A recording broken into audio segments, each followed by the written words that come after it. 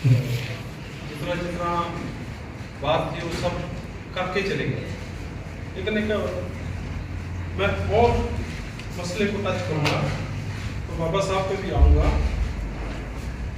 बाबा साहब ने कहा था कि मेरे गुरु बुद्ध है, उसके बाद बाबा साहब ने फिर कहा कि मेरे गुरु कबीर जी है, तीसरे गुरु ज्योतिबा फूले, तीनों को चुना बाबा साहब। जब बुद्ध का कोई भी प्रोग्राम आता था तो पहले क्या नहीं थी, 5 प्रतिज्ञा, जिसको पंचशील बोला जाता था। हमको भी बोलना चाहिए था, हमको तो स्कूलों में बच्चों में पढ़ाना चाहिए था, लेकिन कुछ स्कूलों में पढ़ाया भी जाता है अभी। वो गुरबाणी के अंदर गुरु रविदास ने अपनी भाषा में लिखी है, और भी जितने लोग आए होंगे शायद पीर फकीर पैगंबर जो अच्छा काम करना चाहते थे उन्होंने ये लिखी। तो मैं उनको आपको सीधा सीधा पंजाबी में बोल के बताऊंगा, मैं जीव हत्या नहीं करूंगा, बल्कि मैं जीवों को ऐसा नहीं मारूंगा कि ऐसे मार दिया गया, मैं जीव हत्या नहीं करूंगा। दूसरा था मैं चोरी नहीं करूंगा। देखो कितनी बड़ी बड़ी बात है, ये तो किसी धर्म की बात नहीं है जो आप समझेंगे, जब धर्म की बात नहीं है, जब इसे एक फकीर की बात नहीं है, जो तो एक इंसानियत की बात है, जो हर को ये 5 प्रतिज्ञा जरूर ले लेनी चाहिए, जो हमारे गुरु पीरों ने फकीरों ने दी है, गुरु रविदास ने अपनी भाषा में लिखी है। अगर किसी को नहीं मिले तो वैसे मैं बता दूंगा उसको। मैं व्यभिचार नहीं करूंगा। व्यभिचार वो लोग मतलब नहीं जानते होंगे कि मैं गैर औरत के साथ संबंध नहीं बनाऊंगा, इसका मतलब ये भी बहुत बड़ी बात है जो पहले बच्चों को सिखानी चाहिए थी, जो हर प्रोग्राम में हमको पहले बोलनी चाहिए थी। ये 5 प्रतिज्ञा तो हर जगह में ले लेनी चाहिए थी हमको। मैं झूठ नहीं बोलूंगा, चौथी प्रतिज्ञा, मैं कहीं भी झूठी बात या झूठी हवाई बातें नहीं करूंगा, या किसी के साथ झूठ बोल के कोई फरेब नहीं करना चाहिए। ये बात 5वीं बात होती, मैं किसी भी किस्म का कोई नशा नहीं करूंगा, किसी भी किस्म का कोई नशा नहीं करूंगा। तो ये 5 प्रतिज्ञा जो थी, हमको जो प्रोग्राम जब स्टार्ट करते हैं तो पहले सबको ले लेते हैं। कोई भी करते हैं इसके साथ, किसी धर्म के साथ इसका मसला नहीं है। बेशक बुद्ध ने लिखी 2600 साल पहले, पर फिर भी इसका कोई मसला नहीं है। तो जब बाबा साहब पैदा होके जहां आए तो उसको क्या तकलीफ थी, क्या मुश्किलें थी? ये मुश्किलें आज भी हैं और कल भी थी, उसी टाइम बहुत ज्यादा थी, जो 650 साल पहले भी थी। गुरु रविदास जब पैदा हुए तब भी थी। तब गुरु रविदास क्या लिखते, मैं इसलिए बता रहा हूं कि 650 साल भी उसी तकलीफ के साथ हम लोग जी रहे हैं आज भी। जो 650 साल पहले थी, जो आज भी है वही है, वही है। तो हम लोगों ने कुछ बदली नहीं किया। क्या एक शब्द बोलूंगा मैं, हम अपराधी नीचता जन्मे कटम लोग करे हासारी। क्या बोला, हम अपराधी नीच का में जन्मे। लोग मेरे तो हंसते हैं, लोग मेरे पर देख के हंसते हैं, मजाक करते हैं, मस्करा करते हैं। दर्द देख सबको हंसे ऐसी दशा हमारी। मेरा दर्द देख के, मेरी तकलीफ देख के सारे हंसते हैं, मेरी ऐसी दशा हुई। जात भी ओशी कर्म भी ओशा, ऐसा कसम हमारा। मेरी जात भी ऐसी है, मेरा कर्म जिन्हों पर काम कर दिया, जिन्हों रोज भी कम करते, कम किसी का उस वेले चमड़ा था वो तो मेरी जात कमीनी बात कमीनी, ऐसा जन्म हमारा। क्या बोले, मेरी जात भी कमीनी है, मेरी बात मेरी इज्जत भी कमीनी। देखो जाति दे तो कितना बड़ा छाप उस वेले 650 साल पहला लिख के गए, और आज भी असि उत्थे फसे हुए हैं। आज भी साडा को तब्दीली नहीं हुई। आज साडे को असि पता क्यों फस हुए, असि उत्थे फस गए कि साडे नाल किस्मत जोड़ती। एक मनुवादी को बहुत बड़ा ਤੁਹਾਡੇ वास्ते मैं ਤੁਹਾਨੂੰ कमजोर करने तरीका आ गया। उन्होंने क्या किया, किस्मत साडे विच भर दी। जो कीता किस्मत, जो कीता किस्मत। क्या किस्मत हजारां सालां तक सानू रोड़दी रही? क्या किस्मत ने साडे पीछे झाड़ू बनना सी, मुंह कुजा बनना सी? इस किस्मत ਨੂੰ जब तक ਤੁਸੀਂ ਚੱਕ ਕੇ ਆਪਣੇ ਘਰ ਚੋਂ ਬਾਹਰ नहीं सुटोगे, मैं बीच बीच में पंजाबी बोलने लग जाता हूँ, हिंदी बोल जाता हूँ, तो गुस्सा नहीं करना है, नाराज नहीं होना भैया। देखो ये किस्मत कब तक आपने साथ लेके चलोगे? ये किस्मत ने लिखा था क्या? झाड़ू आपके पीछे किस्मत ने लिखा था क्या? बहु बेटियों की इज्जत जो आपकी लूट होती है तो वो किस्मत में लिखी है? नहीं है ना, किस्मत कहीं भी नहीं है। इसको निकाल के पहले फेंको बाहर, जब तक इसको नहीं फेंकोगे आप नहीं। हजारों साल तक हम किस्मत में रोते रहे, जब तक नहीं छोड़ोगे तब तक हम नहीं बच पाएंगे।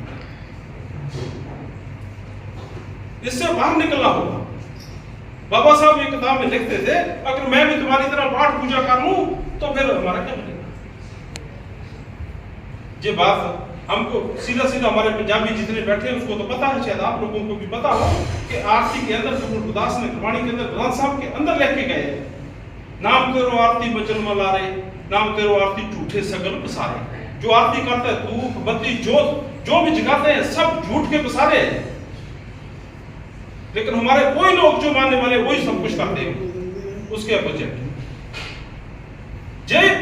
जे बातें जो आप लोगों ने छोड़नी थी, जो हमारे रबर आपको बोल के गए थे, वो छोड़ने की बजाय आप लोगों ने पकड़ के रखी है। आप जहां जहां जाते हैं एक छोटा सा मंदिर बनाते हैं, उसमें रखते हैं, आप मानसिक तौर पे कमजोर होते हैं।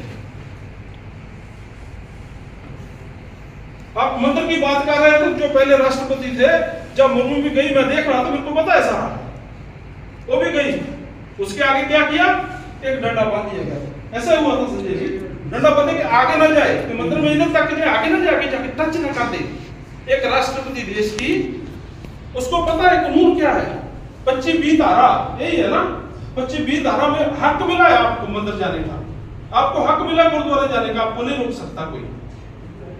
आपको चर्च में जाने का हक मिला है, तो आपको हक अधिकार, जब आपका हक अधिकार राष्ट्रपति नहीं ले सकते तो आप कैसे ले लेंगे भैया? आप भी नहीं ले सकते हैं, राष्ट्रपति भी नहीं ले सकती है। उसको इधर बात के इधर तक रोक दिया गया, उधर से पूजा पाठ करके आ गई। मैंने तो बोला बहन जी डूब के मर जाओ, अभी को पानी देखो उसमें छलांग लगाओ, तुम राष्ट्रपति बनने के काबिल नहीं थी। तो उससे पहले जो आया गोविंद, क्या नाम था? गोविंद, वो आया था, वो जब मंदिर में घुसने लगा तो उसको धक्का मार के ब्राह्मण ने पीछे सीढ़ी में बाहर की सीढ़ियों में बैठ के उतरे, पूजा करके आया, तो उसको आप क्या बोलेंगे भाई? दो फिटे मुंह तेरे। क्या मंदिर में उसकी किस्मत में लिखा था जय करना? किस्मत में नहीं लिखा था, उसी जात में लिखा था। एक किस्मत में नहीं लिखा, जात में लिखा है। जय वजह है, जाति एक वजह है, नीच रहने की, जमीन पर रहने की। जाति के ऊपर 6-7 श्लोक उदास ने उसी टाइम में लिख के दिए हैं। कबीर ने बहुत लिखा है, बुद्ध ने जाति को खत्म किया था, बुद्ध की तरफ लोगों ने जाना नहीं समझा। वो जो संगठन की बात कर रहे थे, संगठन संजय जी कह रहे, संगठन क्या था? संगठन बुद्ध धर्म की ओर जाना था। बाबा साहब ने बोल दिया था हमको, वो संगठन दिया पे एक जगह इकट्ठे होना है, लेकिन हम उसके पास नहीं गए। हमने लाख संगठन बना लिया, कोई जाति पे नाम पे संगठन बना लिया, कोई कैसा संगठन बना लिया, तो जहीं हम हमारा सारा कुछ छूट गया, हमारे दुखों का कारण वहां से शुरू हो गया। संविधान को हम लोग नहीं बचा सकते हैं। आप लोग जब तक आप लोग सरकार नहीं बनाएंगे, एंटी सरकार, आपके पास से राष्ट्रपति भी चुना हुआ जाएगा तो सरकार को, संविधान को नहीं बचा सकता है, जबकि संविधान उसके हाथ में है। क्यों? क्योंकि वो उनका चुना हुआ है, मनुवादियों का चुना हुआ है, वो आपका चुना हुआ नहीं है, मनुवादियों का चुना हुआ है। आपका मुख्यमंत्री भी चुन हो जाएगा उसके पास तो भी कुछ नहीं होगा, तो भी आप कुछ नहीं कर सकते। 2-4 बातें करेगा बड़ी बड़ी, आके छोड़ेगा, बस बाहर जाके वही गुलामी उसके हाथ में रहेगी। वो तो गुलाम लोग होते हैं जो आपको चुनकर जाते हैं। कितना अच्छा बाबा साहब ने कितना अच्छा दिखा दिया आपको, वोट डाल के अपना राजा चुन लो, अपना मुख्यमंत्री बना लो, अपना प्रधानमंत्री बना लो।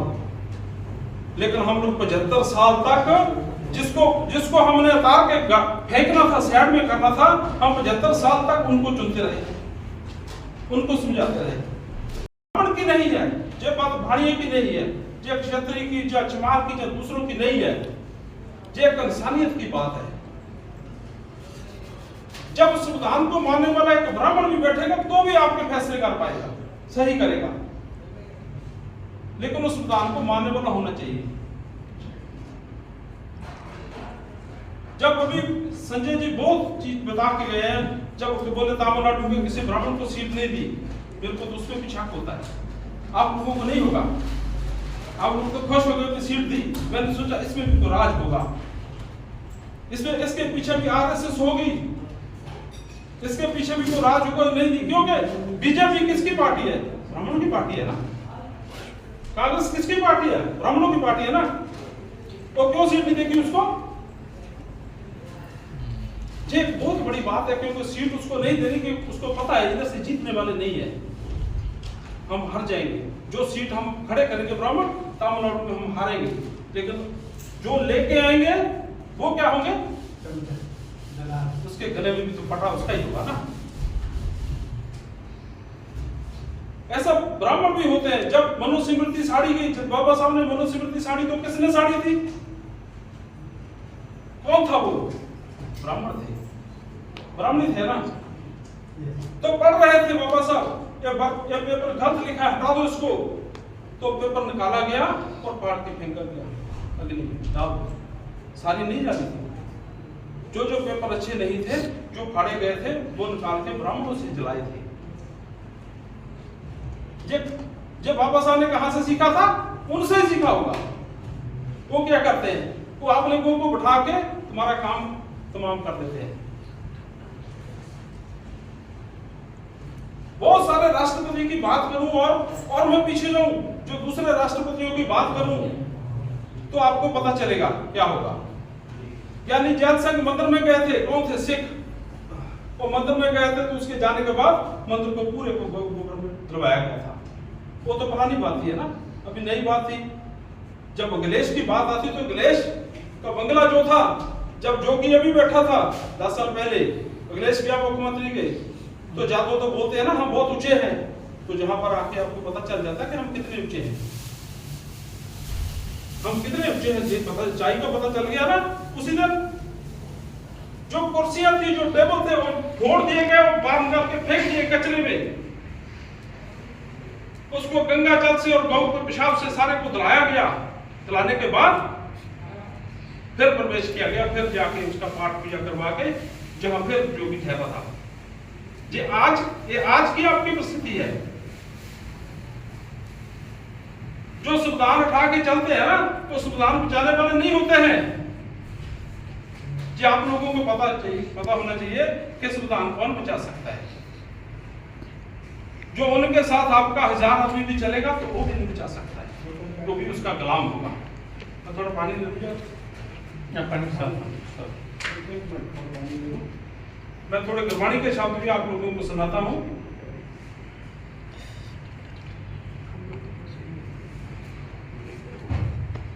जो जितनी तकलीफ है आज, जितना दुख है, जितना दर्द है, वो सारा जाति की वजह से हमारे जहां है। ये रहेगा भी, तब तक रहेगा जब तक आपका राजा नहीं बन जाएगा। जब राज होता है तो गुरु रविदास जी क्या लिखते हैं, तो इसमें मैं बता दूं, राज के लिए 650 साल पहले क्या लिखा है, उसको पता था, उनको पता था, वो बुद्धिमान थे, वो दिमाग रखते थे कि मैं अपने समाज को की देके जाऊं। उसने लिख के दिए शब्द, पर आप लोगों ने अपनाए नहीं। जो दूसरी जाति के बैठे हुए तो बोला चमार ने लिख दी। जो हमारे चमार थे वो तो मंदिर के पीछे पड़ गए, वो तो बोला शायद आपको मंदिर से कुछ मिल जाएगा। वो पूजा में पड़ गया, पाठ में पड़ गए, तो शायद मंदिरों में पाठ में पड़ जाएगा कुछ। लेकिन ऐसा लिखा था रविदास, मनुख कर बसन को, ये क्या लिखा, मनुख कर बसन को, जब मनुख ने सुख बसना है तो सुखी बसना है, तो सुख कर दो ठाप, सुख के दो ही फार्मूले हैं, जिसको हम सीधा सीधा बोल देते हैं। एक सुख है स्वराज में, दूसरा मरकट का। एक सुख राज दे विच, दूसरा मरने तो बाद। जब गुरु रविदास 650 साल पहले लिखे। और आप सोचते होंगे कि गुरु रविदास के लिए इतना क्यों बोल रहे हैं? इसके लिए बोल रहे हैं कि 650 साल पहले बोलने के बाद भी हम लोग नहीं सुधरे हैं। हम लोगों ने एक भी काम ऐसा नहीं किया है जिससे हम लोग अपना राज लेके आए। जब वो लोग ऐसा बोल देते हैं ना, राजपाट की भी बात नहीं करो, करनी चाहिए जो स्टेजों को धार्मिक स्टेज हमारी लगती है, तो वहां बोलते थे राजपाट की बात नहीं होनी चाहिए। वे क्यों नहीं होनी चाहिए? उनको पढ़ना भी चाहिए, मेरे को भी कुछ ना कुछ अधिकार चाहिए, तो उसको भी अधिकार मिल गया। फिर उसका नाम क्या रखा गया? त्रेता युग। फिर आया त्रेता युग। आपका युग क्या आया? जब शूद्रों की बारी आई, जब संविधान लिखा गया, जब आपके पास काम आना शुरू हुआ, आप काम करने शुरू हुए, तो आपको अधिकार मिलने शुरू हुए, तो फिर क्या हो गया? इस पे सारे इंडिया के अंदर भाई दादी हमारे लोग भी बोलने लगे, क्योंकि आपके पास गाड़ियां आ गई, आपके पास खाने के लिए रोटी आ गई, तो आपका घर बनने शुरू हो गए, आप स्कूलों में जाने शुरू हो गए। जो ब्राह्मण, या मैं ब्राह्मण नाम लेके बोल दूंगा, जो ब्राह्मण आपका परछामा नहीं लेता था, वो स्कूल में खड़ा होकर आपको पढ़ाने लगा, क्योंकि संविधान आया था। वो संविधान की वजह से पढ़ा रहा था, आप काबिल की वजह से नहीं, तो तनख्वाह लेता था उसकी। तो फिर क्या कहा गया? ये कलयुग है क्योंकि आपको रोटी मिल गई।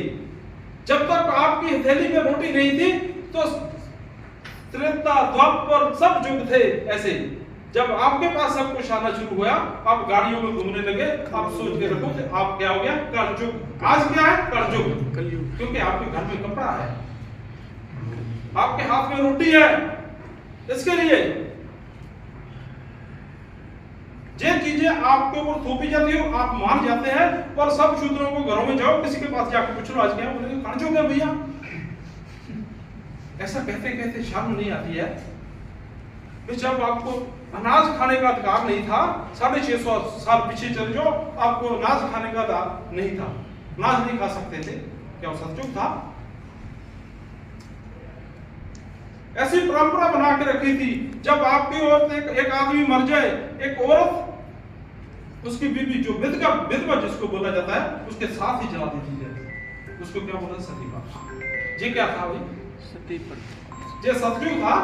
आजादी के बाद भी एक जलाई गई राजस्थान के अंदर, संजय जी आप लोगों को पता होगा, आजादी के बाद राजस्थान के अंदर एक औरत जलाई गई, उसको उन लोगों को सजा मिली। वो सजा क्यों मिली? क्योंकि वो संविधान था। वो संविधान पढ़ा ना आपके सामने, वो था। और कुछ लोगों ने केस किया उसके ऊपर। केस करने के बाद जिन लोगों ने जलाई थी, तो आपकी माँ बहन, जहाँ आपके घरों में किसी न किसी रिश्तेदारों में कोई ना कोई तो मरा होगा ना, आपके सामने उसको चिखा में जिंदी को जलाया जाए, तो क्या होता है इसमें? आपका दिल क्या करेगा?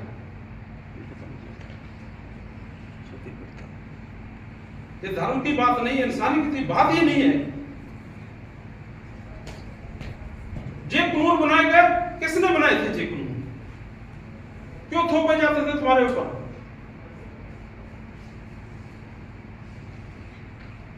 क्योंकि आप मानते थे उनको, आप उनसे बगावत नहीं करते थे।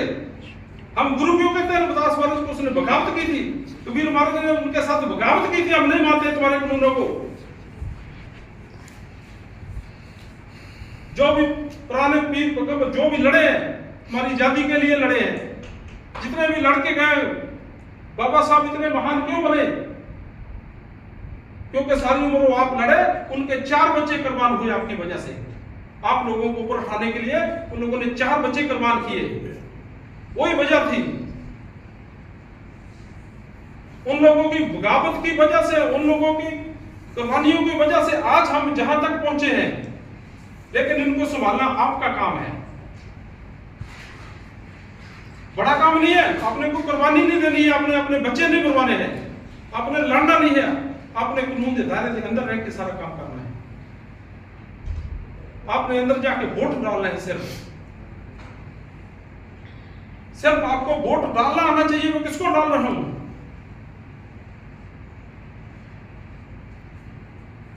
आपको इतना हो जाना चाहिए कि कोई भी बात बोल के जाए, उस पर इतना भरोसा मत करो, पहले सोचो समझो, जब तुम्हारे तर्क की कसौटी पे अच्छी लगे फिर उसको उसमें सोचो, फिर उसकी बात को अच्छा मानो, नहीं तो नहीं मानो। ये बहुत 2000 साल पहले बोल के गए, 2500 साल ये पहले बोल के गए। जब हम ऐसे ही मान लेते कि फेसबुक पे आ गया, वो लिख दिया, उसको उठा के फेंक दे, जोर से चलाने लगते हैं, तो क्या होगा आपका? तो ऐसी बातों से थोड़े होशियार हो जाओ। आप लोग अपना राजा चुनो, अपने MP चुनो, अपने MLA चुनो, जो जहां से, तो अभी टाइम लगता है, हो गया, उनको बार टाइम की बात होती है, जब हम बोलते थे हमको टाइम नहीं नजर आता है, तो इसलिए मैं जो कोई गलती हुई तो मैं हाथ जोड़ के माफी मांगता हूँ आप लोगों से सबसे। और इतने कहता थोड़ा दो नारे जोर से, जय भीम, जय भीम, जय भीम, जय भीम। तो संजय जी ने जो इन्होंने बहुत शुक्रिया, प्रशांत जी का, जो इतनी बारीकी से हम लोगों को बहुत कुछ समझाया और सीखने को हम लोगों को मिलता है। जो बाम सेव की जिन्होंने क्लासें लगाई होती है ना, उनके सामने कोई बोल नहीं सकता है ना, उनके पास बहुत ज्ञान होता है, वो किताबें पढ़ के सीखते हैं, क्लासें लगाते हैं, जैसे एक स्कूल में आप बच्चा पढ़ता है ऐसा उनको पढ़ाया जाता है। बाम सेव में हर धर्म का आदमी है, ऐसा ये भी एक ही धर्म के, सब धर्म। ये धर्म की बात नहीं होती है, इंसान की बात होती है, उसको सीखना होता है, उसको जेनिस कहा जाता है। बाम सेव को अगर आपको संविधान की खूबियां सीखनी हो तो आपको मनुस्मृति भी पढ़नी हो, जो पहला संविधान था वो भी पढ़नी होती है। वो क्या थी, आपके वहां क्या हक थे, जब आप वो पढ़ेंगे बाद में संविधान भी साथ में पढ़ेंगे, आपको पता चलेगा क्या चीज है हमारे हक में। तो इतने कहता हुआ सबको फिर बाबा साहब के जन्मदिन की आप सबको बहुत बहुत बधाई देता हूँ, और इन सब का, परमजीत का और उनके साथियों का शुक्रिया अदा करता हूँ जिन्होंने इतना बढ़िया ढंग से सबको सजा के रखा है। और बाबा साहब का जो जन्मदिन बना रहे हैं वो समाज को जागृत करने का एक बहुत अच्छा उपराला भी है। और इतने जितने लोग ज़्यादा इकट्ठे होते हैं हर जगह करा करो प्रोग्राम, हर करा करो, हर रैबर का जन्मदिन मनाया करो। और बौद्ध से लेकर साबकांशी राम तक हर रैबर जो बीच में जो आपकी लड़ाई लड़के किया है, जिन्होंने आपको कुछ दिया है, उनके नाम को बोलने का हक अधिकार सबको दिया। हमने अब तक में जितने भी प्रोग्राम किए हैं, हम पहले स्टेज पे खड़े होकर बोलते हैं, बौद्ध से लेकर साबकांशी राम तक कोई भी जो भी बोलना चाहे बोल सकता है, उसके ऊपर कोई पाबंदी नहीं होनी चाहिए किसी को भी। तो जय बात कहता हुआ सबको जय भीम, जय भारत।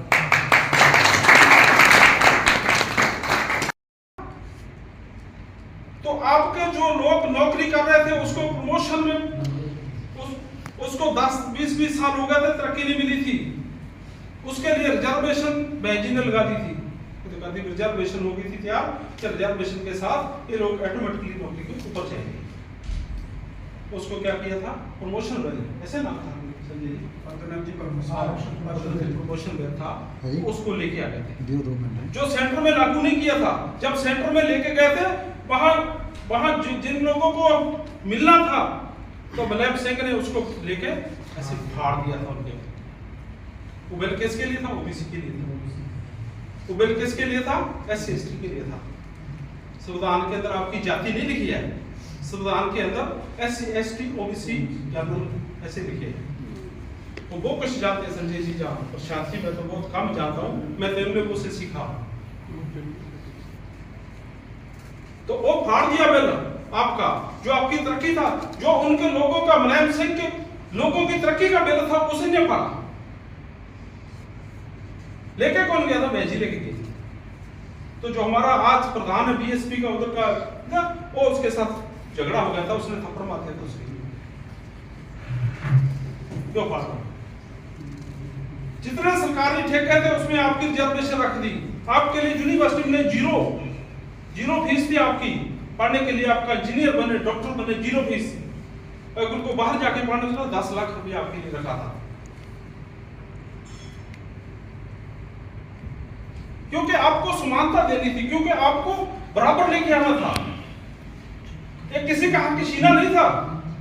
जो आपके हक खोए हुए थे, जो आपके हक लोग की लूट रहे थे, उस लूट को बंद करके तो आपको हक दे रहे थे। ये आपके राज की बात होती है, ये उस जमाने की बात होती है जो हमारे रेफरू ने 600 साल जब 2000 साल पहले सोची थी। जब आपका राज आता है तो आपके लिए काम होता है, मानवता के लिए काम होता है, कल आपके लिए नहीं, इंसानों के लिए काम होता है, मनुष्य के लिए काम होता है। जब बुद्ध राज आया तो बुद्ध कितना 500 साल पहले, ये सदी शुरू होने से पहले जन्म लिया था। उसकी मौत के 200-250 साल बाद राज शुरू हुआ उसका, ऐसे हुआ था ना, 200-250 साल बाद में शुरू हुआ राज। जब बुद्ध के राज आए तो तक्षशिला, नालंदा जैसी यूनिवर्सिटियां, बढ़िया यूनिवर्सिटियां आपके लिए खोली गई कि आप सब पढ़ेंगे, मिल बैठेंगे, अलग नहीं होंगे। ये आपके और उनके अंतर है, उनमें वो लोग जात पात का भेद मिला के सब कुछ एक ही जब ढूंढते हैं, अपनी जेबों में डालते हैं, अपने बच्चों को पढ़ाते हैं और आप लोगों को वही बना के अपने कामों में जा देते हैं। आप ये काम करो, आप ये काम करो, वो सिर्फ आपको बताते हैं। आप क्योंकि गुलाम होते हैं उनके। आपकी गुलामी का तोड़ने का एक ही रास्ता है कि अपना राजा चुनो। आपके लिए नालंदा, तक्षशिला अभी भी उसके खंडर खड़े हैं, एक पाकिस्तान में है, चलेगी यूनिवर्सिटी, उसके खंडर अभी भी है, आपको मिल जाएगी जगह, स्थान मिल जाएंगे। और भी थी 4-5 यूनिवर्सिटियां खोली थी, जिसको इसने मलिया मेट किया, इन लोगों ने जला दिया था। वो क्यों जलाया गया था? क्योंकि वो आपके लिए थी, शूद्रों के लिए थी, 85% लोगों के लिए थी, इसके लिए आप उसको जलाया गया था। भाई आप कितनी देर तक आप समझेंगे, कितना टाइम तक आप, कितने हजारों साल और आपने निकालने हैं? आपको जरूर तंदुरुस्त बनना होगा। वो आपको क्या देता है? 2 चीजें देता है। और क्या बोला जाता है? मंदिर आपको देता है, जाओ पूजा करो, इधर से पत्थर से मांग लो। पत्थर दे सकता है क्या? पत्थर के लिए गुरबाणी क्या कहती है? गुरबाणी के एक का पत्थर पीजा पाओ, दूजा पत्थर तरिए पाओ, जो देव ये भी देवा। ये शब्द गुरबाणी का है, ये नामदेव जी का शब्द है, बाबा नामदेव जी का शब्द है कि एक पत्थर ने उससे पैर धर के जाने, दूसरे पत्थर ਨੂੰ ਜਾ ਕੇ ਤੁਸੀਂ नमस्कार करते हैं। जो पत्थर राबिया ते भी राबिया, गुरु ग्रंथ साहब के ਵਿੱਚ लिखा हुआ है। तो आप कब समझेंगे? थोथा पंडित थोथी बाणी, थोथी हरबन सबे कहानी, थोथा मंदिर भोग बलासा, थोथी आम देव की आशा। ये किसी पर भरोसा मत करो, पहले सोचो समझो, जब तुम्हारे तर्क की कसौटी पे अच्छी लगे फिर उसको उसमें सोचो, फिर उसकी बात को अच्छा मानो, नहीं तो नहीं मानो। ये बहुत 2000 साल पहले बोल के गए, 2500 साल ये पहले बोल के गए। जब हम ऐसे ही मान लेते कि फेसबुक पे आ गया, वो लिख दिया, उसको उठा के फेंक दे, जोर से चलाने लगते हैं, तो क्या होगा आपका? तो ऐसी बातों से थोड़े शार हो जाओ। आप लोग अपना राजा चुनो, अपने MP चुनो, अपने MLA चुनो, जो जहां से, तो अभी टाइम लगता है, हो गया, उनको बार टाइम की बात होती है। जब हम बोलते थे हमको टाइम नहीं नजर आता है, तो इसलिए मैं जो कोई गलती हुई तो मैं हाथ जोड़ के माफी मांगता हूँ आप लोगों से, सबसे। और इतने कहता थोड़ा 2 नारे जोर से, जय भीम, जय भीम, जय भीम, जय भीम। तो संजय जी ने जो इन्होंने बहुत शुक्रिया, प्रशांत जी का, जो इतने बारीकी से हम लोगों को बहुत कुछ समझाया और सीखने को हम लोगों को मिलता है। जो बाम सेव की जिन्होंने क्लासें लगाई होती है ना, उनके सामने कोई बोल नहीं सकता है ना, उनके पास बहुत ज्ञान होता है। वो किताबें पढ़ के सीखते हैं, क्लासें लगाते हैं, जैसे एक स्कूल में आप बच्चा पढ़ता है, ऐसा उनको पढ़ाया जाता है। वामसेव में हर धर्म का आदमी है, ऐसा ये भी एक ही धर्म के, सब धर्म। ये धर्म की बात नहीं होती है, इंसान की बात होती है, उसको सीखना होता है। उसको ये नहीं सिखाया जाता है वामसेव को को अगर आपको संविधान की खूबियां सीखनी हो तो आपको मनुस्मृति भी पढ़नी हो, जो पहला संविधान था वो भी पढ़नी होती है। वो क्या थी, आपके वहां क्या हक थे। जब आप वो पढ़ेंगे बाद में संविधान भी साथ में पढ़ेंगे, आपको पता चलेगा क्या चीज है हमारे हक में। तो इस तरह कहता हुआ सबको फिर बाबा साहब के जन्मदिन की आप सबको बहुत बहुत बधाई देता हूँ, और इन सब का, परमजीत का और उनके साथियों का शुक्रिया अदा करता हूँ जिन्होंने इतना बढ़िया ढंग से सबको सजा के रखा है। और बाबा साहब का जो जन्मदिन बना रहे हैं वो समाज को जागृत करने का एक बहुत अच्छा उपराला भी है। और इतने जितने लोग ज़्यादा इकट्ठे होते हैं हर जगह करा करो प्रोग्राम, हर करा करो, हर ड्राइवर का जन्मदिन मनाया करो। और बौद्ध से लेकर साबकांशी राम तक हर ड्राइवर जो बीच में जो आपकी लड़ाई लड़के किया है, जिन्होंने आपको कुछ दिया है, उनके नाम को बोलने का हक अधिकार सबको दिया। हमने अब तक में जितने भी प्रोग्राम किए हैं, हम पहले स्टेज पे खड़े हुए बोलते हैं, बौद्ध से लेकर साबकांशी राम तक कोई भी जो भी बोलना चाहे बोल सकता है, उसके ऊपर कोई पाबंदी नहीं होनी चाहिए किसी को भी। तो जय बात कहता हुआ सबको जय भीम, जय भारत।